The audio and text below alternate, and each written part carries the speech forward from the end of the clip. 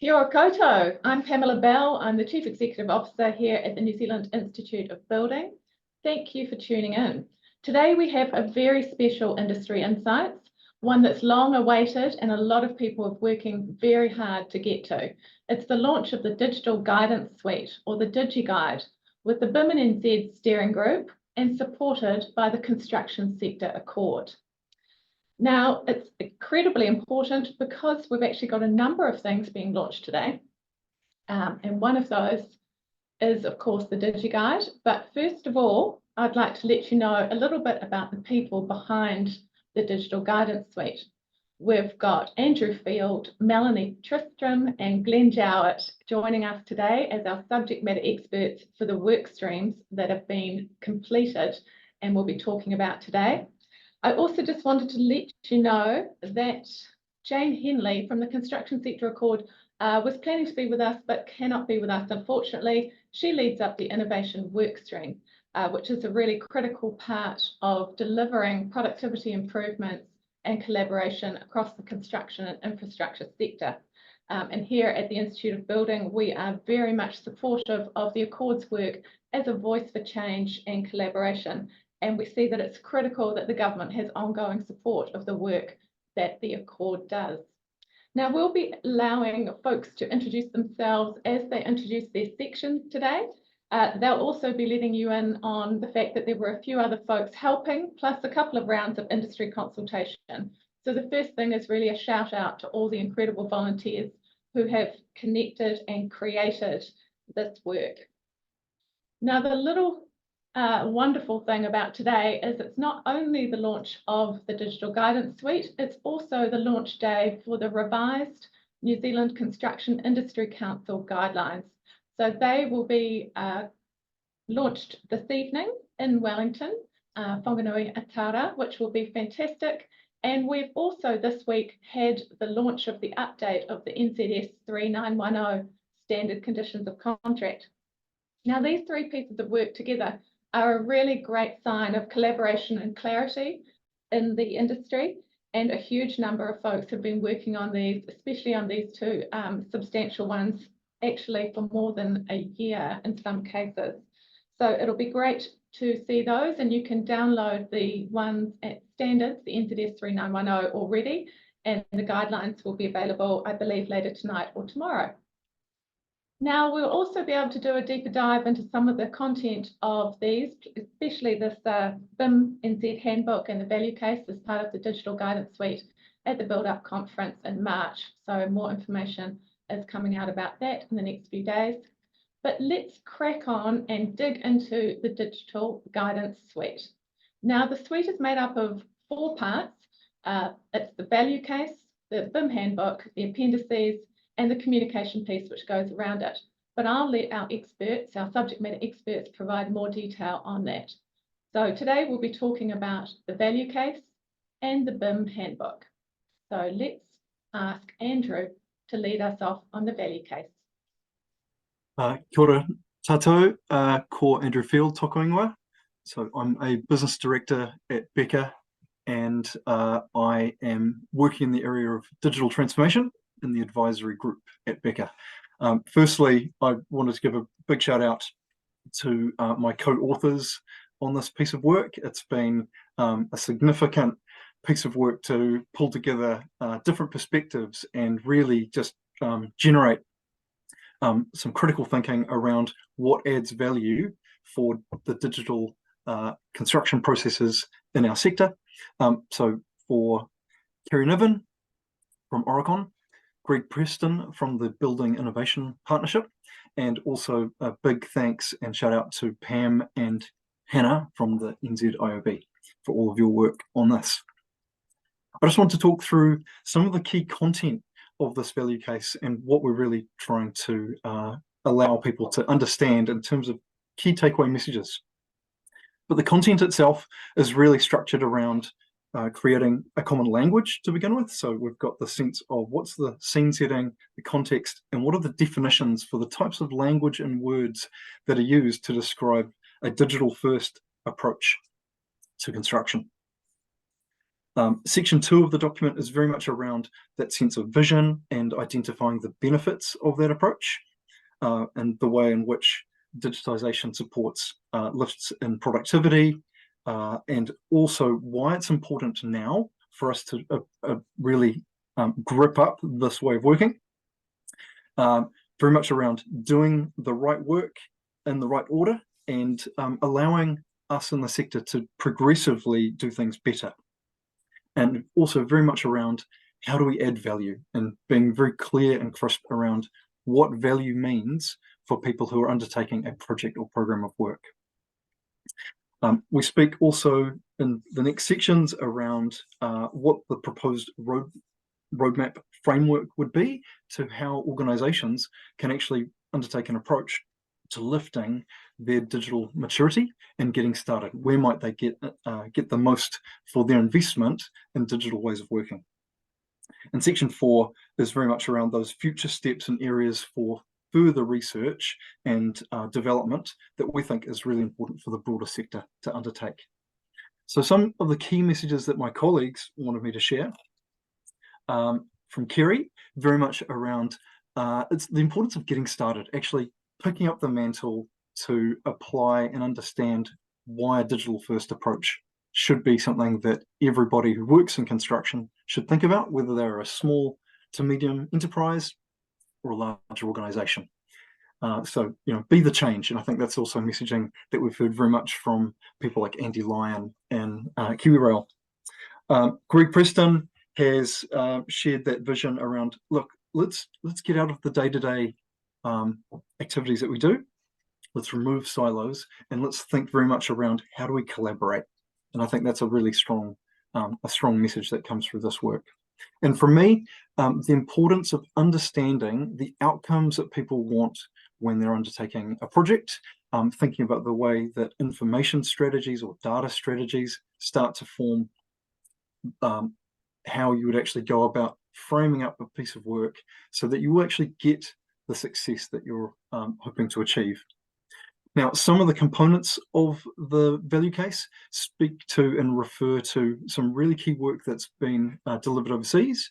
So very recently, the Infrastructure Client Group in Project 13 from the UK, they actually established these 8 data and digital principles for project success. So a pretty powerful way and a very understandable way that people can undertake what does digital transformation mean in their sector. So if you just go to the next slide, Pam. So some of the key roadmap actions. So the actual roadmap itself for ourselves has been framed very much around people leadership, people development, leadership, knowledge, and ecosystem. And so there's quite a lot of material in the value case about how those things are described. And then lastly, just onto the next slide. Again, this is an example of what the roadmap approach would start to look like for an organization. So we've got the large organization and then the small to medium enterprise as well. And so just providing some practical guidance of the way that people can actually get started in this piece of work. Thanks, Next Andrew. slide. We're moving into our next section. Hey, folks, one thing I do want to let you know about as you develop your questions is jot them down any way you like, but you can put them straight into Slido because we will go to a Q&A section. And the number for the Slido code is 427-8851. So grab a pen, 427-8851. I'll remind you between the sections. Now over to you, Mel. Thanks, Pam. So yes, good afternoon, everybody. I'm Mel Tristram. I'm the Digital Delivery Lead and Associate Principal at JASMAX. I'm also a member of the BIM and NZ steering group, helping lead various initiatives for the adoption of BIM within our wider industry. And this includes, I was involved with the New Zealand CIC guideline updates, which are being launched this evening. Before I get into the content of the updates, I'd really like to acknowledge those who've participated in the update to the handbook. So Christian McCartney from Hawkins, and Andrew Proctor from Fonterra for their input. And we also had various people contribute from within the industry for the consultation process. And of course, without all of your input, these updates just wouldn't happen. Now, the purpose of the handbook suite of documents, it still remains the same. So we're still wanting to promote the use of BIM throughout the asset lifecycle. We're wanting to create a common language for the industry, creating a clear path for our continuing development, and to promote BIM's value to clients in the supply chain, and hopefully changing behaviours for the better. So to be able to continue and achieve this maturity, we've made some changes to the suite of documents. So we still have the main handbook, and we have the 10 appendices, which we are hoping to grow and develop over time. So from an outward perspective, they'll still remain familiar. It's the content within them that's been further refined. We've restructured the main handbook, and we've pulled out some of the content that was duplicated within those appendices. We've also adopted more of the ISO 19650 language within the handbook and the appendices. We've done this within reason and how it applies to the New Zealand AECO sector. And with our client maturity rising, the handbook now includes a refreshed client information section. We've made the documents more sector inclusive, and this is in recognition of the significant advancement of the horizontal infrastructure space. So we no longer have a specific section for buildings and horizontal. So if we can go to the next slide, please, Pam. We've developed a framework that identifies some of the tangible and intangible benefits to adopting BIM processes within the construction sector. And we've identified how they relate to time, cost and quality. And on the next slide, we'll see that we've developed a bit of a clearer definition of the roles and responsibilities in a RACI matrix. Pam, if I could just flip to that next slide. Thank you. So we've made it quite clear where we feel the responsibilities and actions, the consultation and input sits within each of the different roles within a BIM process. Now, this edition of the handbook, we've actually taken the bold move of removing LOD 500 from the LOD definitions. And in its place, we've replaced it with verification suffixes. So looking at how the elements have been verified and the methods that we use to do so. So look out for that in the level of development appendix. And my final little update that I'm going to talk through here is we've redeveloped the BIM workflow section within the handbook. And this is probably where we've seen the largest changes. This section now has adapted the ISO 19650 workflow and put it into a New Zealand project context and tried to use more simple language for this. And at this point, I'll hand over to Glenn, who may want to talk through this workflow a little bit more. Thanks, Mel. Kia ora, everyone. Glenn Jowett, a technical director at Becker, based in Auckland. I lead a lot of our digital engineering advisory work, and very fortunate enough to have been part of the BIM and NZ committee in its various forms since its early conception, and had a hand in the development of, I think, every iteration of the BIM handbook, I think alongside Mel and Andrew. I'd like to start by actually just giving kudos to Mel. She's put in a lot of work coordinating the handbook updates, so just want to acknowledge that. But touching on the BIM process section, as Mel mentioned, we've really looked at alignment to ISO 19650 as the international standard for information management. And as Mel mentioned, we've tried to make this much more plain language. We've tried to make it relevant to New Zealand, our existing documentation or some of the existing documentation from the previous version of the BIM handbook. Throughout this section, you'll notice that there are back on the previous slide, sorry, you'll notice that there are highlighted notes and key recommendations around each of the 8 stages of the process. These are, I guess, an acknowledgement to some of the challenges that we've faced in the New Zealand industry. An example of that could be the procurement of all design consultants at the same time, and then a BIM execution plan being established post-contract award, and that immediately resulting in scope changes or misalignment with the scopes of service for the different consultants. So keep an eye out for those key points. I think the key focus, though, of the BIM process section is to help clients define their information requirements, help them specify these requirements in project tenders, help them receive structured information through delivery of the project, and then help them actually review that information and use it through the asset lifecycle. Next slide, please, Pam. So in addition to that part of the handbook, I think that the two areas that I've really tried to focus on with the wider team is procurement and the level of development specification. So procurement model considerations, that's a new appendix to the suite of documents. And as you'll see when we go through the LOD specification, we've expanded quite significantly. Next slide, please. So here's one example of what you can expect to see in the procurement appendix. We've long acknowledged this as a gap in terms of understanding in New Zealand and overseas around how the BIM process fits in with different procurement models. And we realize there's no one size fits all. So we've taken the BIM process that's documented in the handbook. We've mapped that alongside the different NZIOB guideline stages. And then we've aligned it with different procurement models. So currently we've looked at design, bid, build. It's the more traditional procurement, design and build, and also alliances. And we've added some commentary around how the UCI process actually ties in with this as well. So we recognize this doesn't cover every procurement model. It's a starting point. It's an acknowledgement that there's a gap, and it's something that we'll look to expand and build on over time. Next slide, please. So just moving into the level of development specification, I think the big focus here is really to be more inclusive across the sector, across the industry.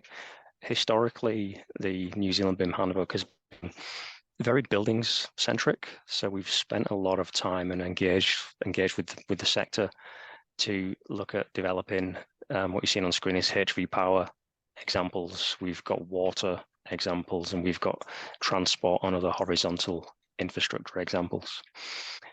We've also, you can go to the next slide, I think there's another slide. We've also made sure that the LOD tables are, I guess, much more detailed than they were specifically. So breaking out specific elements, instead of having, let's say, framing as one element, we're breaking down the primary framing, secondary framing, tertiary framing. That's one example. There's also minor updates to multiple other appendices just to bring them into alignment with how we as an industry have matured since the first iteration of the handbook. So that's all from me, and back to you, Pam. Great, thanks you guys. Now let's do some Q&A, and I'll give a little bit more of an example of what's happening with the other couple of launches that we are aligned with. So for those that missed it, the Slido code, if you go to Slido on your browser, is 4278851. We've got a couple of questions there that I'll go through. I'm just going to take us right back to the start. If you close your eyes for a second, don't get dizzy. Okay, there we go. So we've got a question around how do we plan to spread the digital literacy in our construction infrastructure industry to promote the active implementation of digital processes and workflows. It'd be great to hear about what BIM and NZ has got planned. And Andrew, I know you mentioned there were sole trader, SME and larger organisation suggestions in the value case.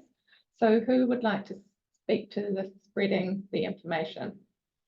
I'm happy to kick off and then maybe hand over to Mel or Glenn, or just jump in. But as you rightly point out, so in the value case, we've really tried to speak to the vast number of different persona who work in construction. Now that's no easy feat. So everyone from someone investing in a major project or program. So how do you actually speak to the people who hold the purse, as well as the investor who runs a business and is thinking about why they might look to invest in new equipment or new ways of working, such as machine controlled diggers and that sort of thing, as a way of lifting some of the ways in which they might actually adopt this more digitally enabled way of working. And so as I've shared, we're really trying to use that messaging from the point of view of different scaled organizations, so they can take on where in fact they would look to invest to start to drive that maturity. Now, I think there is a broader role of the industry to play in terms of how you actually go about continuing to lift that capability. But the New Zealand BIM Handbook then becomes one of the ways in which that is put into practice. So maybe over to Mel or Glenn to add. I can jump in, Mel, if not. I guess in terms of BIM in NZ, look, we don't have any firm items on the immediate agenda, but we've definitely discussed and would love to look at running I guess a BIM 201. So there'll probably be a number of people on the call that remember a good few years ago now, we held, I think, 6 or 7 training sessions across the country. They were sort of half-day sessions, and they were attended by almost 1,000 people across New Zealand. I think it'd be great to do a bit of a refresh of that, especially with the new BIM process section of the handbook and what that means, and looking at the procurement piece as well. There's obviously various conferences and things that happen throughout the year, and we'll be looking to actively engage at those events and spread the messaging.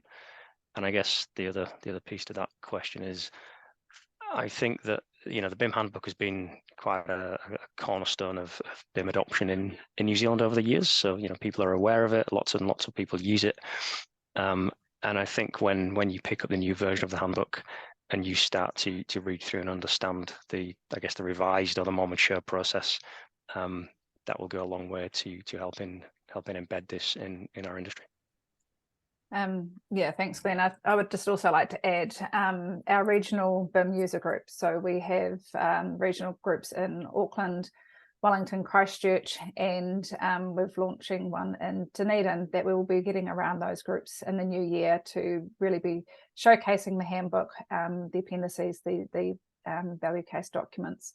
And it's in these kind of environments where we can hear from those who have been implementing these processes and hearing those case studies. So we'll still be promoting those in the new year. Great. Yeah, sharing those stories, lessons learned, success or otherwise, is critical, isn't it? So there's the BIM NZ regional connection. You can find out either through the BIM NZ website or the Institute of Buildings news and events, or directly by connecting on social media with Mel, Glenn, Andrew, and others in the BIM NZ steering group. So I think there's a number of ways to find out about the different BIM happenings. I think also it would be good for us to understand a little bit more about how the digital guidance suite works in with the CIC guidelines and the standard conditions of contract. Just catching up on a couple of more questions that are coming through in Slido. And for those that missed the number, which I've just popped into the chat, the Slido number is 427 88 51. So a couple more questions here. In terms of the value case, this is one for Andrew. Can you tell us about the hard data that's been used to back up the suggestions? Yeah, I think that's a pretty common question, isn't it? So where's the data? So a lot of this work has drawn from material from Te Waihanga. So the Infrastructure Commission, which was looking at things like productivity and the economic impact of construction on the broader economy. So some of the recommendations about really tracking productivity and some of the ways in which productivity has been improving in some areas of the sector, but maybe not so much in civil horizontal infrastructure, and then starting to look at some of those other overseas examples, particularly from the Centre for Digital Built Britain and the related KPMG report around the value of information management, as well as more immediately actually talking with some of the other major asset owners and some of the experience that they've seen in their work. So KiwiRail is a classic example of an organisation that has adopted a digital engineering approach. They've been really embedding these different ways of working for their organisation and have started to track and measure what the value looks like for them. So yeah, drawing from use case studies and international work, this is not a research paper. This is still very much a call to action, but drawing on some of those more quantitative measures where possible. Yeah, I can certainly attest to the number of footnotes and references in the value case. So there are a number of other documents referenced which have got links so you can investigate those firsthand. There's also Appendix 1 of the value case has got the precedents or case studies from offshore and from New Zealand. As Andrew mentioned, there's some good examples of what can be picked up and learned from folks like Waka Kotahi, and what we can be inspired by. For example, from Scandinavia, there's an example from Norway where Bridget White talks about paperless or fully digital delivery through the design and into the construction phase. And Bridget will be talking at the build-up event in March, which will be really interesting to hear pragmatic solutions, as well as maybe what success looks like for New Zealand in the future. At the moment, I think we're all drowning in paper, but we can all certainly dream. And talking to some contractors and leading up to that event, we're hearing of a lot more people who are making iPads the primary communication device on site. So it'll be really interesting to see just how close we are aligned with industry best practice from offshore. In terms of what did anyone else want to talk about references? Was there anything from the BIM handbook? You've obviously gone and got the requisite permissions from Standards NZ, Mel and Glenn, around the ISO information being embedded in the handbook. Is there anything else you wanted to talk about in terms of the hard data? Look, for the handbook, Pam, I think we have we've delved quite heavily into the ISO framework and how that would then be adapted to the New Zealand marketplace. So I think that's probably where our main information has come from. In terms of other updates to the handbook, where we've pulled in information around landscape architecture in the LOD table, and then when Glenn's also mentioned around the horizontal infrastructure, we have gone out to the wider industries to provide input into that and on how those things have been developed from their experience. Awesome. And for those who are listening, there's been 2 rounds of consultation. One was a more internal one with folks that are already in the BIM and digital space as experts and leaders of associations and other BIM type committees, and that's part of the DigiGuide group. And then there was a broader industry consultation, which many of you may have been involved with, that went out through the New Zealand Construction Industry Council associations, and there's a full list of those involved in the handbook. Now, we do have a question here about remediation, and the question is there space for BIM in the remediation and upgrade sector in construction? Is that something Mel or Glenn might want to comment on? I'd say the short answer is yes. Mm-hmm. If there's an existing asset, whether that be a bridge, a road, a cliff face that needs some remediation work doing, a building, the technology and the processes available to assist in delivery on those projects will make it much easier than traditional methods. So that's my very short thoughts on that. I don't know if you want to add anything, Mel. No, I think you covered it. You know, we're seeing the use of those BIM processes and remediation projects within the built environment, within the buildings sector. So yeah, it definitely adds benefit to that process. It's clearer information. Awesome. So yes, that's the answer in general. There's a question about the combination of horizontal and vertical elements in the handbook, and specifically around the digital maturity level. Is construction and infrastructure now at a similar digital maturity level? And obviously digital maturity was one of the concepts discussed in the value case. Mel or Glenn, can you comment about the rationale for combining them and where their respective digital maturity levels are at? Look, I think in recent years, the horizontal sector has certainly offshore has arguably overtaken the building sector in terms of maturity in this space.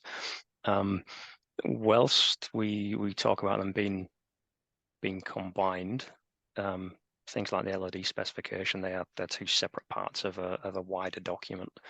But it really is acknowledgement that I think the whole sector has moved along and matured, and there's probably little value in creating these silos around different sectors and different disciplines when, you know, the root of all of this is collaboration. Great. Now, a couple of questions specific to the handbook. I guess people are obviously keen for guidance, and the word prescriptive has been used. So the actual question is this handbook version more or less prescriptive than the previous iteration? I assume it's just got more information, but Mel, can you speak specifically to that?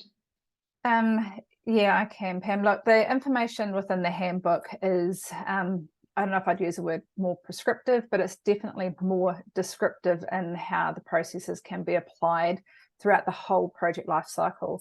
The information that we have brought in around the client information requirements, it takes you through the process in a more detailed manner. As Glenn mentioned, the BIM workflow section is taking you from that procurement stage right through to the handover. It's just giving you more detailed guidance on how you would develop those processes.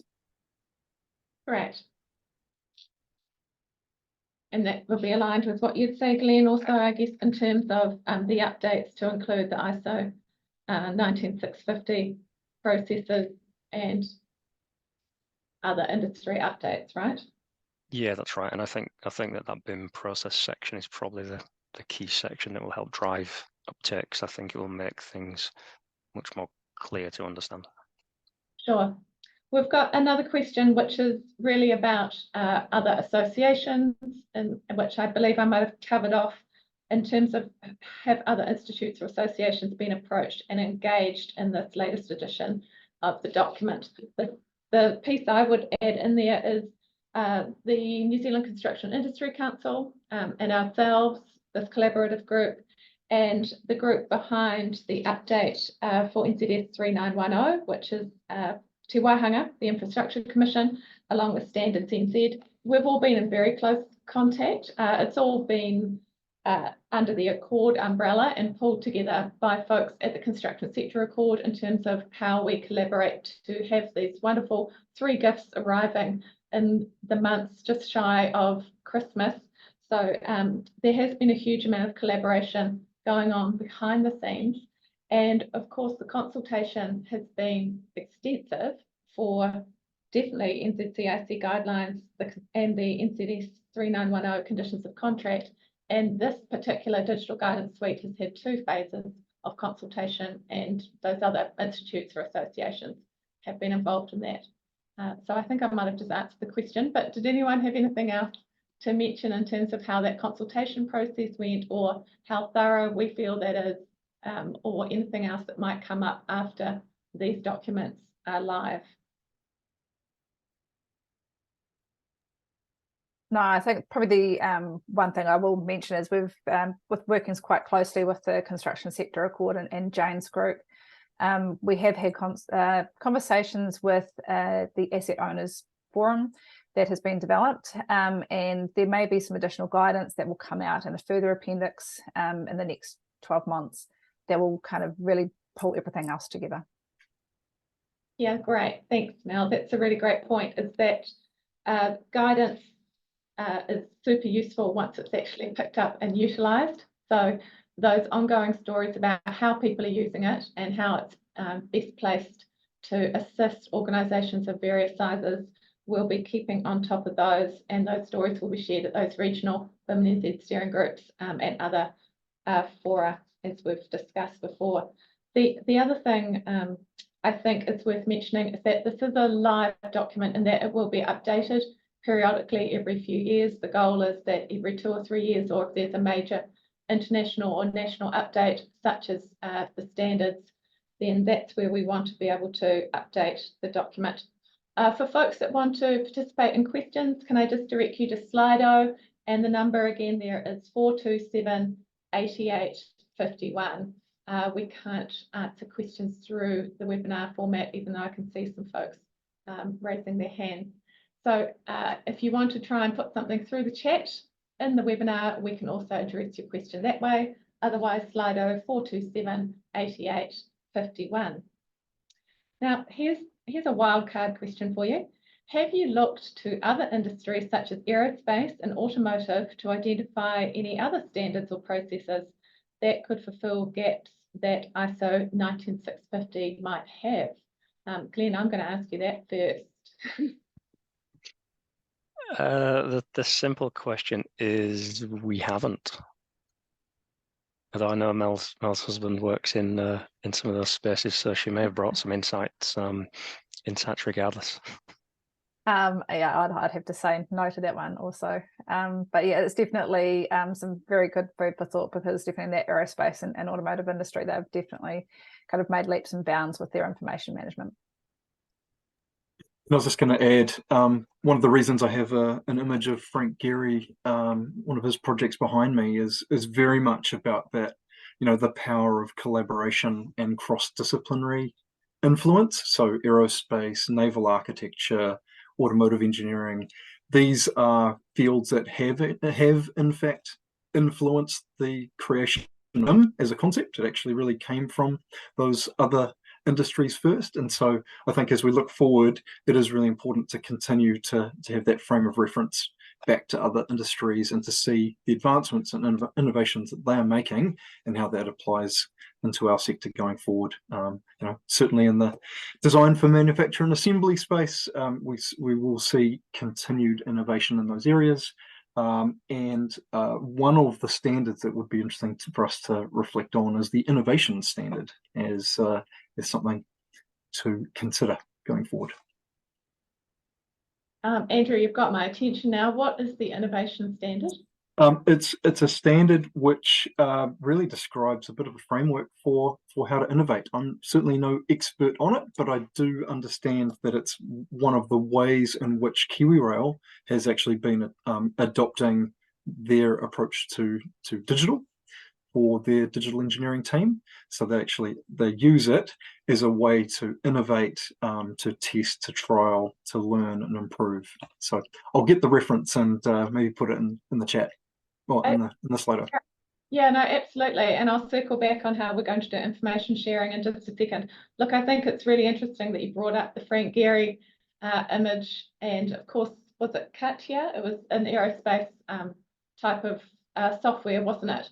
I feel like that might have been about 30 years ago when I was first going to architecture school, but it was groundbreaking at the time. Hey, we have had a few questions, and I totally understand saying all this stuff looks really interesting. Let me add it. Where can I find it? So the short answer to that is we are a group of architects and engineers and perfectionists, and we do want it to be absolutely perfect as it arrives in your inboxes. So we've got a little bit of I dotting and T crossing that we'll just do in the next 48 hours or so. And you should have something by the end of your weekend or early next week, which will come to you in your inbox, especially if you're signed up for this. And we've had about 250 folks sign up for this, which will be this recorded presentation plus the download links, which will go through to the BIMZ website and the follow-up information at the Institute of Building. So that is where that will be handily delivered straight into your inbox. So we've got time for a couple more questions before we sign out. And that's Slido number 4278851. Now, this is not entirely conventional, but Mel, Glenn, Andrew, have you got any questions for each other? I know everyone's been a little bit black box. I know Mel and Glenn have probably seen way too much of each other in the weekends and late at night over screens. But is there anything that you wanted to shout out to or mention as we head into our wrap up? No, other than thanking everybody for their input into it. As I said earlier in my intro, none of these updates could happen without the input of the likes of Glenn, Andrew, those who were involved in each of these working groups, the NZIOB with Pam and Hannah, and also with Jane Henley and her group at the Construction Sector Accord. That would be all I'd have to say, Pam. Nice. Look, I think that spirit of collaboration and generosity is what makes projects like this possible. So thanks, Mel, for reiterating that. Glenn or Andrew, did you have anything else? Look, I think it is important to recognise that this is considered as a suite. We've got different, we've got messaging that we're trying to drive consistency, that common language, different people will be reviewing the information and taking on board the messaging for what it means for them. So the practitioners and people who are really wanting to get started and understand where the ISO 19650 workflows will work in the New Zealand context, that's really been well laid out, I believe, in the work that Glenn and Mel have done. And the value case is very much about how do we get started? What's going to be that messaging that's going to help shape how me, as an investor, a buyer, a builder, a designer, might actually undertake. So I think just pulling those things, those different strands and perspectives together has been core to this work. I just wanted to shout out to Dennis Burns, who's the chair of BIM and NZ. So us three have been really carrying the baton for this work, but very much with regards to Dennis and the rest of that the BIM and NZ steering group as well. So without their support, this wouldn't be possible. 100%, and all these great shout outs is encouraging other folks to do shout outs on Slido as well. I just wanted to mention that, or just kind of tautoko what you were saying, Andrew, there about there's different strokes for different folks here. The BIM handbook is absolutely for practitioners, in my understanding, in terms of design engineering. The value case is very much for the reason why to either get started or push your organisation further up that digital maturity curve. So we're talking about slightly different formats or targets for consuming these. The value case is also deliberately in a horizontal format so that when you're doing your caring and sharing on screen, it's all ready for you to just pick it up and do that really easily. So there's a couple more questions that have come through, and here's a more esoteric one. Looking ahead, what's your view on digital for construction models, and are there any countries that have adopted or mandated them? I think that speaks also a little bit to that Norwegian example we said, which is in the Appendix 1 of the value case. Would anyone else want to comment on the use of digital for construction models and other countries to look to? I think the big challenge there really is around insurance and the liabilities associated with using that information. So my suggestion would be, I mean, we've done it on projects here at Becker, but my suggestion would be the right client, the right collaborative team, the right procurement model, a real high trust environment. But that's definitely something that I think this group and a wider group need to look at addressing insurance and contracts to be able to use that information. Yeah, I was going to add to what Glenn said. So one of the things that we think will be really important for the broader sector to grip up is that understanding of what is a design intent and design intent output, and what are the inputs needed for construction, and where are the gaps, and how does that then play out into contracts, risk transfer, insurability, liability, all of the things that Glenn was just saying. So in actual fact, we've identified probably the problem statement and some of the elements for the solution, but there is more work for us all to do. Awesome. Cool.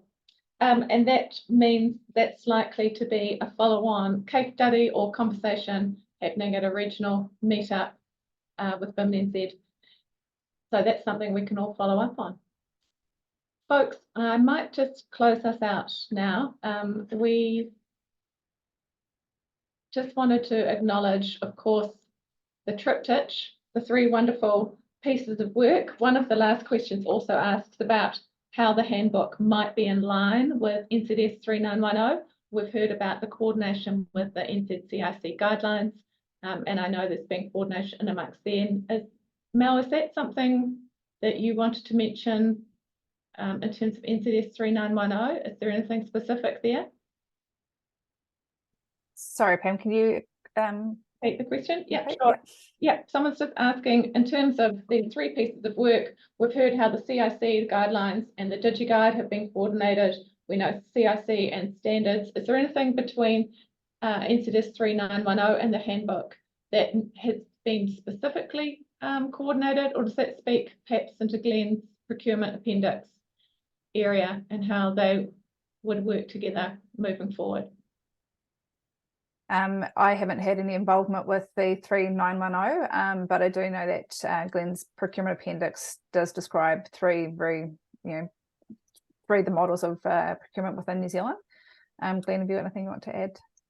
Yeah, I can add to that. I know that Andrew and myself, we fed in through the 3910 committee some suggestions. Haven't seen the final versions, but there's definitely interaction there.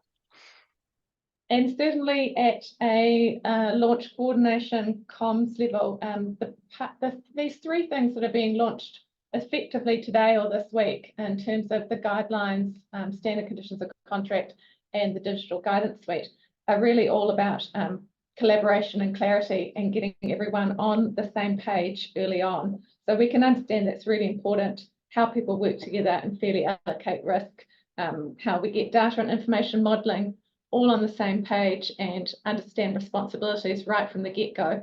And the premise for these three all being aligned is if we get the project on the right footing from the very beginning, then we've got a better chance of success in terms of the built outcome.